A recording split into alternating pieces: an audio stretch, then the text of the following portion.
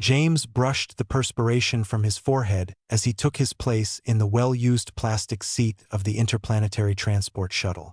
The confined craft buzzed with the voices of myriad species, all journeying to the outer rim colonies for labor, commerce, or fresh starts. After 18 exhausting hours in the asteroid mines, every muscle in his body throbbed. But the compensation was sufficient to help his sister Liza on Earth with her medical school expenses.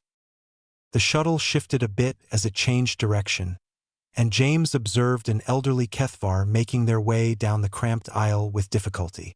The creature's scales had faded to a pale yellow, a sign of his species' advanced age, while his elongated spine bent awkwardly, compelling him to rely on a walking stick fashioned from what appeared to be Centaurian bone. The Kethvar halted next to James's row, panting heavily. His large amber eyes scanned the crowded shuttle, yet every seat was taken. Numerous travelers deliberately averted their gazes or immersed themselves further into their devices. James had encountered this previously. Individuals weren't particularly favored in this area. Most species regarded them as unrefined interlopers who had clumsily found their way into the realm of space travel just a couple of centuries prior. The more established civilizations allowed humans to exist within their realms, yet seldom made an effort to assist them. The sentiment, regrettably, was mutual, yet witnessing the evident anguish of the old Kethvar awakened a feeling in James that his fatigue could not quell. He had been brought up with higher standards than this. "Sir," James declared, rising to his feet despite the complaints of his weary joints. "I kindly ask that you take my seat." The Kethvar's head inclined in astonishment, his amber eyes expanding. Nearby conversations hushed as fellow travelers glanced over in curiosity. A blue-skinned Aquarian female murmured softly to her companion in their melodic tongue, while a crystalline Zephyrite emitted a sound that resembled disapproval. "Do you provide a place to rest?" the Kethvar inquired, his accented standard laced with a hint of intrigue, as his forked tongue darted out momentarily. "For someone like me? Certainly," James remarked, moving to the side. "Your need for it surpasses mine." The elderly man gradually settled into the seat, a sense of relief evident as he felt his spine align gently against the backrest. "Quite surprising. I am Elder Sistak of the esteemed Kethvar Conclave. Could you please tell me the name of this kind individual?" "James Morrison, sir, merely a minor detail." Elder Sistak's eyes sparkled with an enigmatic allure that James found difficult to decipher. "James Morrison. This name will stay in my memory." The remainder of the journey unfolded without incident, yet James became aware of the elder observing him with a keen interest whenever he believed James was unaware. Upon their arrival at Kepler Station, James assisted the elderly Kethvar in collecting his possessions before stepping into the lively marketplace.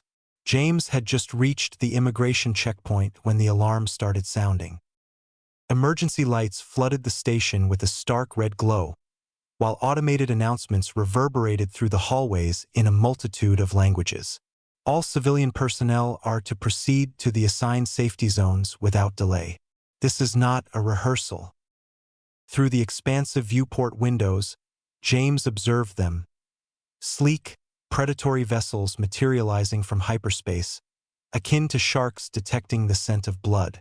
The unique markings on the hull sent a chill through him. Vortak marauders. The most ruthless. Buccaneers in 3 regions. They gained a reputation for seizing entire stations, trading survivors into servitude, and ejecting anyone who dared to oppose them into the void. Station security forces rushed to their posts, yet James could perceive the despair in their actions. The defenses of Kepler Station were crafted for the purpose of customs enforcement rather than for military confrontation. The approaching Vortak fleet vastly outnumbered them, a staggering ratio of 10-1. As turmoil swirled around him, James sensed a steady grip on his shoulder. He turned to see Elder Sistak, now upright and poised, no longer relying on his walking stick.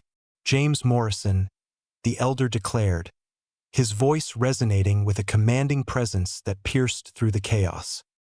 You extended compassion to someone who seemed fragile and insignificant. Now observe how the cosmos occasionally bestows its favors upon such deeds.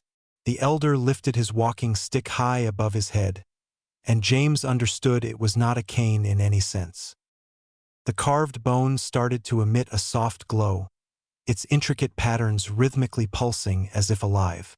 The elder uttered a solitary word in the ancient HFY tongue, his voice resonating throughout the entire station, cutting through the chaos of alarms and screams.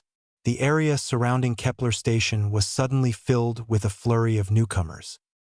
Enormous vessels emerged, cloaked in stealth technology. Elegant crafts that appeared to warp the very light that touched their surfaces. The design was a marvel, a blend of countless species, yet it held a cohesive elegance that resonated with a sense of timeless strength.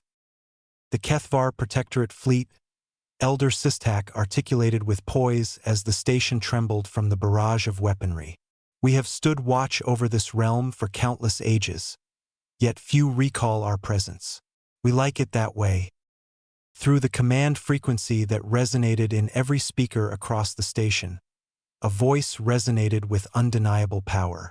Vorthak vessels, you are to halt your hostility at once. This station and everything contained within it are safeguarded by Elder Sistak of the High Council.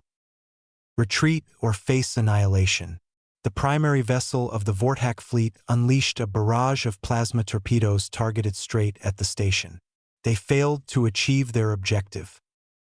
The vessels of the Protectorate glided through the void with an elegance that seemed unreal, their shields effortlessly soaking up incoming fire as they retaliated with pinpoint accuracy. One by one, the Vorthak ships were rendered inoperative or compelled to withdraw, their massive silhouettes struggling back toward hyperspace. As the immediate threat subsided, Elder Sistak faced James, his reptilian visage possibly hinting at a smile. Your kind is a mystery to many, James Morrison. You possess youthful energy, a bold spirit, and at times a lack of wisdom. But today, you reminded a seasoned soul that compassion can be found even in the most shadowy corners of the universe. Consequently, Kepler Station and its trade routes will continue to be safeguarded by the Protectorate for the upcoming solar cycle. James gazed at the timeless entity, at last grasping the truth. You're not merely an elder. You embody the essence of military precision. I am Sistak, the Void Walker, the esteemed Supreme Commander of the HFY Protectorate. I have engaged in battles that spanned eons, safeguarding realms your kind has yet to uncover. The Elder's amber eyes shone with timeless knowledge. Yet, throughout 2 centuries of service, not a single individual has ever extended the courtesy of offering me their seat on a transport shuttle, especially not a human. With the signal of safety echoing through the station and the lights flickering back to life, Elder Sistak presented James with a delicate crystalline device. If you ever encounter genuine danger, shatter this. The Protectorate remembers its obligations. James gazed at the crystal, then shifted his focus to the masked commander. I find myself perplexed. It was merely a seat. For you, maybe. For me, it was evidence that integrity can be found even in the most youthful of beings. The elder turned to leave, his concealed weakness re-emerging. Inform your sister Liza that her brother's generosity might have just altered the trajectory of human-HFY relations for many years ahead. As James observed the aged fighter blend into the throng, he understood that even the tiniest actions resonate throughout the cosmos in ways that are often unforeseen. He carefully placed the crystal into his pocket, a smile spreading across his face as he began to draft the letter destined for Earth. In the expanse of the cosmos, compassion stood as the most elusive substance of all.